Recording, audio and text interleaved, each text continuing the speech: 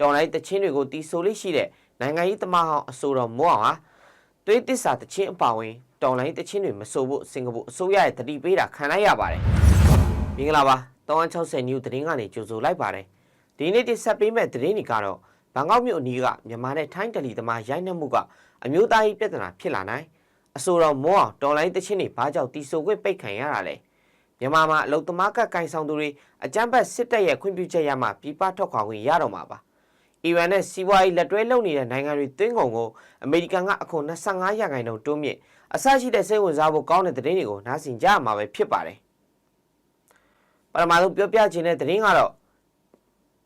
ထိုင်းနိုင်ငံဘန်ကောက်မြို့နီးစမုတ်ပကံခရိုင်မှာဖြစ်ခဲ့တဲ့ထိုင်းနိုင်ငံသားနဲ့မြန်မာရွှေ့ပြောင်းလုပ်သားတွေရဲ့ပြဿနာကပိုပြီးကြီးထွားလာနေပြီးတော့ထိုင်းပြည်သူတွေရဲ့ဝေဖန်ရှုတ်ချမှုကိုပြင်းပြင်းထန်ထန်ခံနေရသလိုလူမျိုးရေးပြဿနာအထိဆောင်ကျဉ်လာပါတယ်။ဒီပြဿနာကဘယ်လိုစဖြစ်ခဲ့တာလဲ။ပြီးခဲ့တဲ့ရက်ပိုင်းထဲမှာ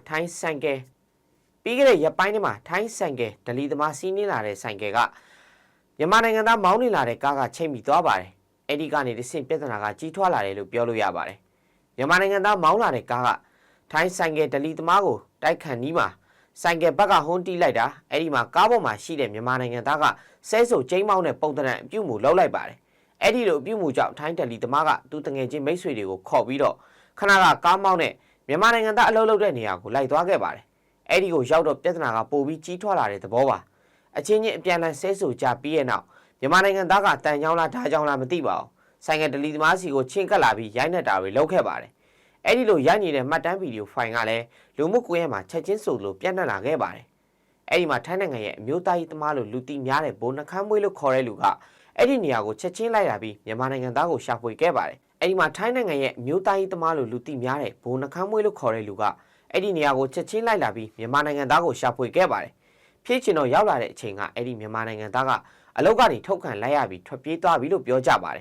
။ထိုင်းနိုင်ငံသား3ဦးကိုရိုက်ခဲ့တဲ့မြန်မာနိုင်ငံသား6ဦးကိုပိုင်ရှင်ဖြစ်တဲ့ထိုင်းနိုင်ငံသားကချက်ချင်းအလုပ်ထုတ်ခဲ့ပါတယ်။ဒါပေမဲ့သူတို့တွေလုံနေတဲ့အဲ့ဒီဆိုင်ကိုလည်းအာဏာပိုင်တွေကစစ်ဆေးမှုတွေလုပ်ခဲ့ပါတယ်။စာရွက်စာတမ်းအထောက်အထားမပြည့်စုံလို့ဆိုပြီးအဲ့ဒီဆိုင်ကိုချက်ချင်းပိတ်ထားလိုက်ပါတယ်။ဒီလိုသူတို့နိုင်ငံသားတွေကိုရိုက်လိုက်တဲ့ကိစ္စကအလုပ်ထုတ်လိုက်ရုံနဲ့မပြီးသွားဘူးလို့အမျိုးသားရေးသမားနှခမ်းမွေးကကြိမ်မောင်ထားပါတယ်။အဲ့ဒီကောင်ကဒီနိုင်ငံမှာရှိနေသူတွေဘာမှအလုပ်လုပ်လို့မရအောင်လုပ်သွားမယ်ဆိုပြီးတတိပေးထားတာလည်းရှိနေပါတယ်။အခုသူတို့ကိုပိတ်ဆို့ရှာဖွေနေပါပြီ။တွေးတဲ့နေရာမှာတပ်ဖို့အထီတောင်ထိုင်းပြည်သူတွေအကြားမှာပြောဆိုမှုတွေရှိနေပါတယ်။ဒီပြဿနာဖြစ်ပြီးနောက်ဆက်တွဲကထိုင်းရောက်မြန်မာနိုင်ငံသားတွေပေါ်ဘလို့တက်ရောက်မှုရှိလာနိုင်မလဲ။ရှိပါတယ်။ထိုက်တဲ့တက်ရောက်မှုကရှိလာပါတယ်။အခုဖြစ်ကိုအခြေခံပြီးတော့မြန်မာနိုင်ငံသားတွေပေါ်လူမျိုးရေးအမြင်ဝေဖန်မှုတွေတချို့ရေးသားချက်တွေကအမုန်းတရားဘက်ကိုရောက်နေပါတယ်။ဒီပြဿနာကနေထိုင်းမျိုးချစ်အုပ်စုချို့စုယုံလာနိုင်ပါတယ်။အဲ့ဒီကနေမြန်မာနိုင်ငံသားတွေကိုရန်ရှာတာတွေလုပ်နိုင်လို့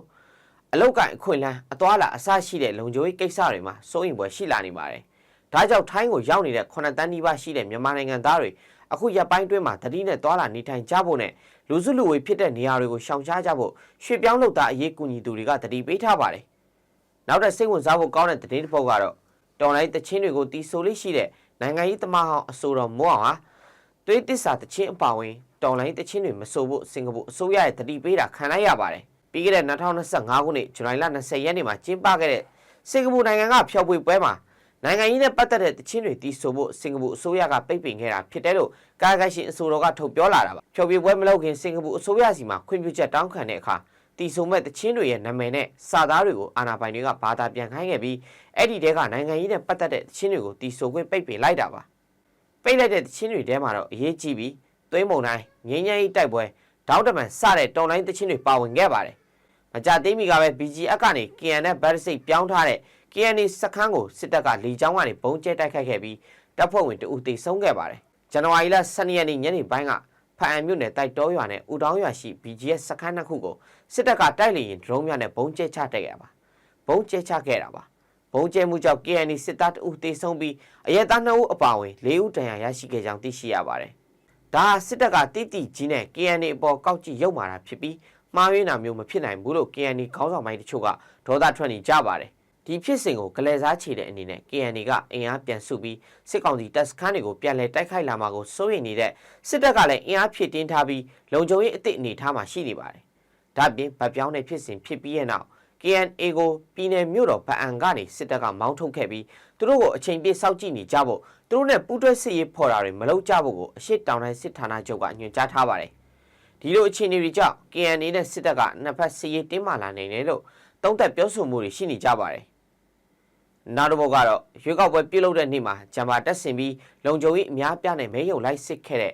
တမမြို့နယ်အုပ်ချုပ်ရေးမှူးလိုက်ပါလာတဲ့ကားကိုတော်လိုင်းတပ်တွေကတိုက်ခိုက်ခဲ့တဲ့အတွက်မြို့နယ်အုပ်ချုပ်ရေးမှူးဇော်မင်းနိုင်နဲ့သူ့ရဲ့ driver မတာပေါ်ခဲ့တယ်လို့သိရှိရပါတယ်။ပြည်ကံမကလန်းပြောင်ကျကြေးရွာနဲ့ပဲကျကြေးရွာအကြားမှာတိုက်ခိုက်ခံခဲ့ရပြီးတိုက်ခိုက်မှုကြောင့်မြို့နယ်အထွေထွေအုပ်ချုပ်ရေးဦးစီးဌာနလက်ထောက်ညွှန်ကြားရေးမှူးဇော်မင်းနိုင်ဦးဇော်မင်းနိုင်အပါ2ဦးသေဆုံးဟာ2ဦးဒဏ်ရာရရှိခဲ့ပါတယ်။ပြီးခဲ့တဲ့ရက်ပိုင်းကလည်းနေပြည်တော်ကထွက်လာတဲ့စစ်တပ်ရင်တန်းကိုတိုက်ခိုက်ခံရလို့ရွေးကောက်ပွဲကော်မရှင်အဖွဲ့ဝင်နဲ့ရဲမှုအပါဝင်10ဦးသေဆုံးခဲ့ရပါတယ်။ဆက်လက်ပြီးတော့မြန်မာပြည်တွင်းမှာရှိနေတဲ့အလုံသမားကကိုင်ဆောင်သူတွေအကြမ်းဖက်စစ်တပ်ရဲ့ခွင့်ပြုချက်ရမှပြည်ပထွက်ခွာခွင့်ပြုမယ်လို့ထုတ်ပြန်လာပါတယ်။ပြည်ပနိုင်ငံတွေမှာတွားရောက်အလုပ်လုပ်ကိုင်မှုအလုံသမားတပ်တွေခံက OWIC ကိုင်ဆောင်ထားသူတွေစစ်ကောင်စီရဲ့ခွင့်ပြုချက်ရမှထွက်ခွာခွင့်ရမယ်လို့ကတ်သက်ချက်စစ်ကောင်စီကလက်စားဖို့အခွင့်အလမ်းကိုဖန်တီးလိုက်တာလို့ဝေဖန်နေကြပါတယ်။အဲ့ဒီကတ်သက်ချက်ကိုစစ်ကောင်စီရဲ့အလုံသမားညွှန်ကြားရေးဦးစီးဌာနက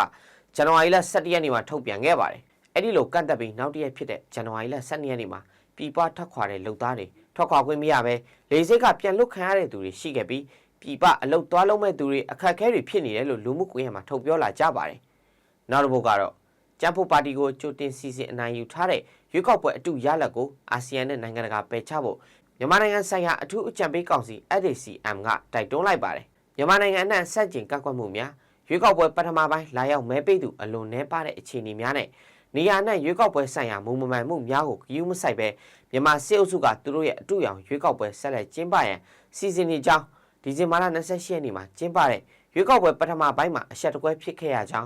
းနေရာနဲ့ရွေးကောက်ပွဲစန့်ကျင်ကန့်ကွက်မှုများဟာစစ်အုပ်ချုပ်ရေးတွသွင်းရန်ကြိုးပမ်းမှုကိုဆက်လက်ညှင်းပယ်က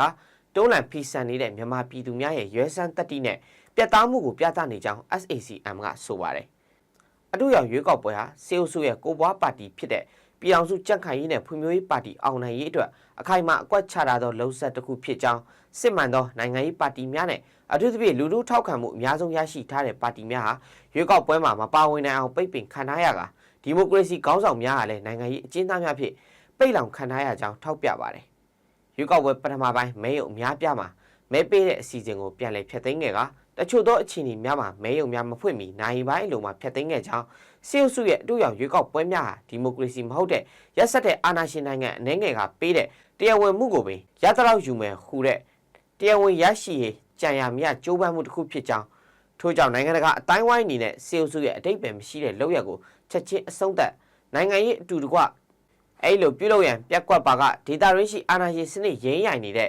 ့အာဏာပါဝါကိုစာလောင်နေတဲ့စစ်ဗိုလ်ချုပ်များအားလုံးကိုမီးစိမ်းပြလိုက်တယ်လို့ဖြစ်သွားကတဖြည်းဖြည်းလုံးပါလာနေသောနိုင်ငံတကာဒီမိုကရေစီစံနှုန်းများကိုလည်းရေရှည်ထိခိုက်နေတာမှုဖြစ်လာမယ်လို့ဆိုပါတယ်။နောက်ထပ်တိုက်ပွဲသတင်းတစ်ပုဒ်ကိုကြည့်အောင်ပါ။ဇန်နဝါရီလ17ရက်မနက်ပိုင်းကစလင်းကြီးမြို့နယ်မှာတရုတ်ပိုင်ရန်စီကျင်းနီ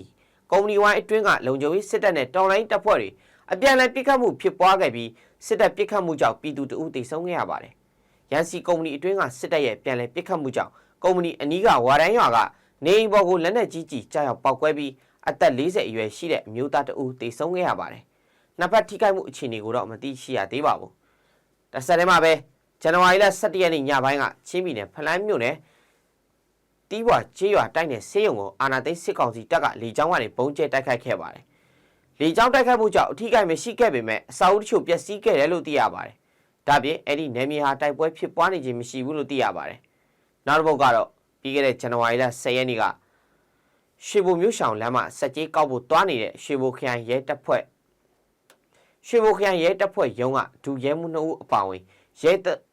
3ဦးပြစ်တက်ခံရပြီးတေဆုံးခဲ့ရပါတယ်။ပြစ်ခတ်ခံရတဲ့ကားပေါ်မှာစစ်ကောင်စီရဲနဲ့ပြူစောတိ9ဦးလိုက်ပါလာပြီးတခြား2ဦးလည်းဒဏ်ရာရရှိခဲ့တာပါ။တေဆုံးသူတွေကရွှေဘိုခရိုင်ရဲတပ်ဖွဲ့ကဒုတိယရဲမှုထွန်းထွန်းလေးနဲ့နောက်ထပ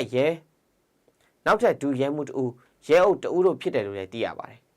နိုင်ငံတကာသတင်းပတ်မှာဆိုရင်အမေရိကန်သမ္မတဒေါ်နယ်ထရန့်ကတော့အီရန်နဲ့စီးပွားရေးလက်တွဲအလုံးလုံးနေတဲ့နိုင်ငံတွေစီကသွင်းကုန်တွေကိုအမေရိကန်ကအခွန်25%တိုးပြီးစီးကျက်သွားမယ်လို့ပြောလိုက်ပါတယ်။အီရန်မှာအစိုးရစန့်ကျင်ရေးဆန္ဒပြသူတွေကိုအာဏာပိုင်တွေကအကြမ်းဖက်ဖြိုခွင်းတပ်ဖြတ်နေတဲ့အပေါ်အမေရိကန်ကအရေးယူမယ်လို့ကြေညာပြီးပ မကြာခင်မှာပဲ Trump ကအခုအစီအစဉ်ကိုလူမှုကွန်ရက်ကနေအတိပေးလာခဲ့တာဖြစ်ပါတယ်။ဇန်နဝါရီလ12ရက်နေ့မှာ Trump ကအီရန်နဲ့စီးပွားရေးတွဲလုပ်နေတဲ့နိုင်ငံတွေကနေအမေရိကန်စီတင်သွင်းနေတဲ့ကုန်စည်တွေအပေါ်အခွန်25%တိုးကောက်မှာဖြစ်တယ်လို့အဲ့ဒီသတ်မှတ်ချက်ဟာချက်ချင်းအသက်ဝင်မယ်လို့သူ့ကိုယ်ပိုင်လူမှုကွန်ရက်မီဒီယာဖြစ်တဲ့ Trust မှာရေးသားခဲ့ပါတယ်။အီရန်မှာနိုင်ငံရဲ့ငွေကြေးစနစ်တန်ဖိုးကျဆင်းမှုတွေပေါ်မကျေနပ်လို့ဒီဇင်ဘာလကုန်မှာစတင်လာခဲ့တဲ့ဆန္ဒပြပွဲတွေဟာအကြမ်းဖက်နှိမ်နင်းမှုတွေနဲ့ကြုံတွေ့ခဲ့ရပြီးတဲ့နောက်ဘာသာရေးခေါင်းဆောင်တွေအုပ်စိုးတဲ့အစိုးရကိုစန့်ကျင်တဲ့လှုပ်ရှားမှုကြီးတွင်ကူးပြောင်းသွားပါတယ်။လူခွေစောက်ကြည့်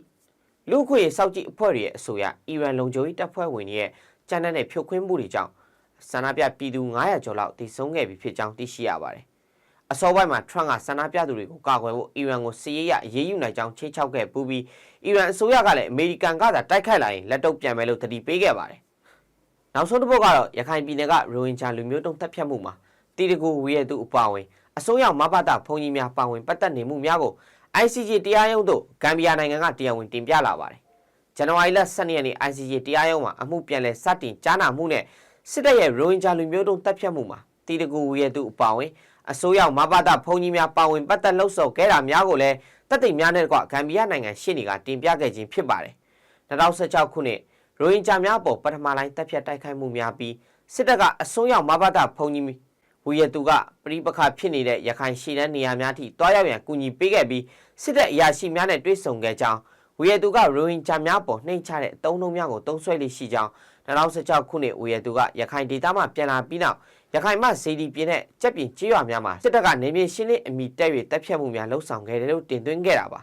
ဝီရတူဟာရိုဟင်ဂျာများပေါ်လူမျိုးတုံးတပ်ဖြတ်ရေးအမုန်းစကားများကိုတွင်တွင်ကြဲကြဲပြောဆိုခဲ့ပြီးစစ်တပ်နဲ့စစ်တပ်လက်အောက်ခံအဖွဲ့များကဝီရတူကိုထောက်ပံ့ကအဲ့ဒီအမုန်းစကားများကိုလူမှုကွန်ရက်များမှဖြန့်ဝေခဲ့ကြကရိုဟင်ဂျာများပေါ်လူမျိုးတုံးတပ်ဖြတ်မှုများကျူးလွန်ရန်လှုံ့ဆော်ခဲ့တယ်လို့ဆွဆွဲထားပါတယ်။ဒါပြင်ဗုဒ္ဓဘာသာမဟုတ်သူများကိုတပ်ဖြတ်လျင်ပြစ်မှုကျူးလွန်ခြင်းမဟုတ်ကြောင်းဗုဒ္ဓဘာသာကိုမသိသူများသည့်တိရစ္ဆာန်ဘာသာဖြစ်ပြီးလူဥပင်မခေါ်ထိုက်ကြောင်းဗုဒ္ဓဘာသာမဟုတ်သူများကိုတပ်ဖြတ်ခြင်းမှာအာကုသို့မဖြစ်ကြောင်းတီတကူရဲ့ဟောပြောချက်ကိုလည်း ICJ တရားရုံးသို့တင်ပြခဲ့ပါတယ်။အခုလိုစိတ်ဝင်စားဖို့ကောင်းတဲ့360 news သတင်းကိုကြည့်ရှုအားပေးကြတဲ့ပရိသတ်အားလုံးကိုကျေးဇူးထူးတင်ရှိပါတယ်။ဒီစီစဉ်ကိုနေ့စဉ်မြန်မာစံတော်ချိန်ညနေ6:00နာရီမှာ360 news YouTube channel ကနေတင်ဆက်ပေးနေရပဲဖြစ်ပါတယ်